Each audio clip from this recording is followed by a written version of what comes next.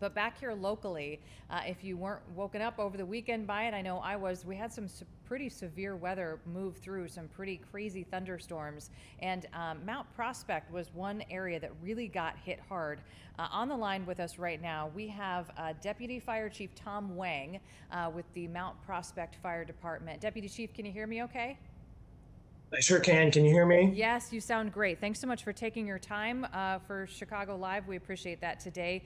Just tell us, we had some amazing, incredible pictures coming out of your area over the weekend. Tell us what all the damage, and was it kind of centrally located or was it throughout your community? It was mostly on the south side of Mount Prospect. What I would guess would be a microburst came through. One of our biggest damage was the building to 701 Huntington Commons. I'm sure you saw some footage over it, but our firefighters arrived there on Saturday just after 4:45 for a fire alarm. And when they got to the fourth floor, they saw that there was a partial tear off of the building. So the roof had torn off and kind of folded up on itself, and then also got into the parking lot behind it as well. Luckily, they immediately looked to see if there was any fire in the building, and when there wasn't any, they started evacuating the entire building. We were extremely fortunate there were no injuries reported during the whole event, which is when you see some of the photos from it, it is just quite remarkable that there were no injuries. Because we're talking, what, 60 units, right? Yeah, I think it's been up to, I think it might be 70 to 75 units. Yeah, it is unbelievable. So you think possibly a microburst, which when we talk about microburst, we think it's more kind of a general, kind of more of a location not so widespread, right? Because most of your damage from that storm was kind of just in that particular area. Yeah, it was in that area, and there are other, 4 or 5 story buildings nearby as well that didn't have as extensive damage like that to those buildings. So it kind of was just in that one path, but we did also have a lot of trees down and power lines down in the area close by as well. And what time did this happen for you guys?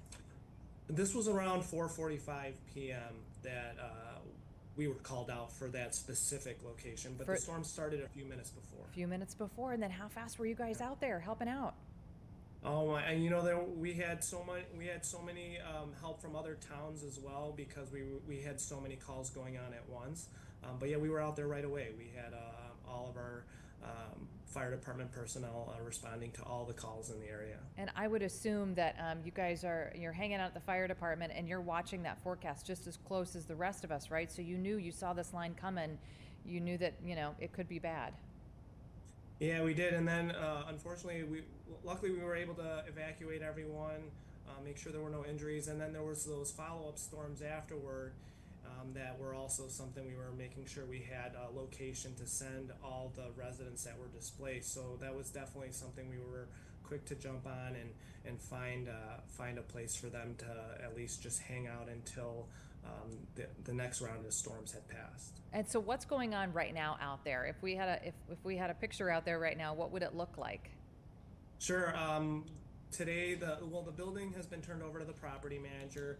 They had a restoration company with many people clearing out the parking lot, and they had a structural engineer as well to just make sure that how the building, what can be salvaged, and what needs to be done. I don't have the details of that, but that's kind of what you see. There's a lot of cleanup effort going on right now. And then behind the scenes, the American Red Cross and our Mount Prospect Human Services are still working with the displaced residents just to make sure that they have food and a place to stay. Yeah, because that's no easy task, right? 60, 70 units. We're talking about potentially hundreds of people still not Correct. being able to go back inside their homes today, correct? Well, I don't know if they'll be able to go back into their homes. They're going to be working with the property management company to at least be able to go back and get some of their personal belongings that are very important to them. As far as when they may be able to go back into the building on a more permanent basis, I wouldn't be able to give you the answer to Yeah, that. it's going to be a while. Does it just seem like the strong winds just kind of ripped that roof off of that? Is that just a big gust of wind and that's all it takes, right? Yeah, that would be my best guess, and yeah, and more evidence would be the area kind of right around it with all the trees down and the power lines as well. Yeah, well, we appreciate what you do and that quick response that you had, and obviously all those neighboring communities too. A shout out to them because when something like this happens, it's really an all hands on deck. Are you guys? Do you have your eye on the radar today? Because I think there might be more storms out there today. Yeah, we just saw it, and yeah, we'll keep an eye. Hopefully, they're not even as close as bad as they were on Saturday. Right, for you or for anyone else around, right? Deputy Chief Tom Wang with Mount Prospect Fire. We appreciate your time. Thank you. Thank you so much.